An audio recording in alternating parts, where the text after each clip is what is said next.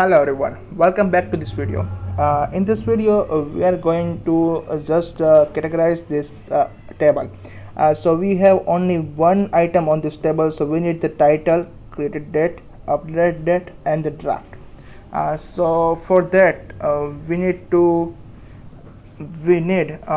create a class in the admin.py of that app.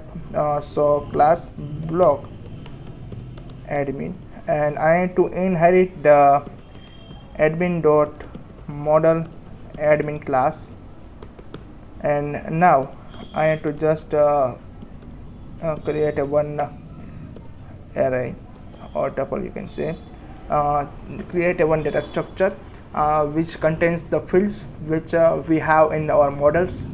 So start the model. So we have the title, we have the body, and we have the created date in the model. So this created date, and we also have the updated ad. So updated ad, and we have the draft. Okay, so we have the draft, and this we don't need the body here, so I removed the body from the structure. So that's the thing which we have, but we need to register this to the admin panel. So admin.site.register, and we have two models here. One is the blog and one is the blog admin, which is created from the model admin, which is admin model. So we need to override the blog admin over the blog. Okay, so first we have initially blog model, which comes from models.py, and we have created the blog admin. Okay, so here we have registered the admin panel.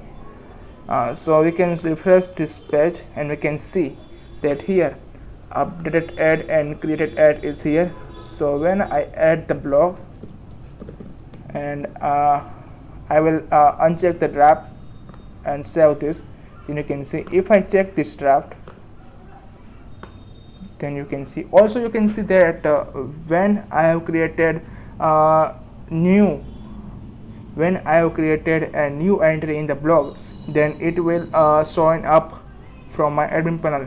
It is because of I have created a constraint in the blog that I need to ordering in the minus in the descending order of created underscore date. So you can see if I create a new blog, then it will show in the up of this list. Okay, that's for this video. Thank you for very much for watching this video. Like and subscribe to the video, and in the another video we will building a client panel using the bootstrap, and we will list out all the blocks from the database models to the client view, like home page. We are only creating a home page which contains a table from the bootstrap, and which table has the details of the blog, and we can see the blog, and that's all. So in another video we only list out all the blogs to the client panel. Okay, thank you very much.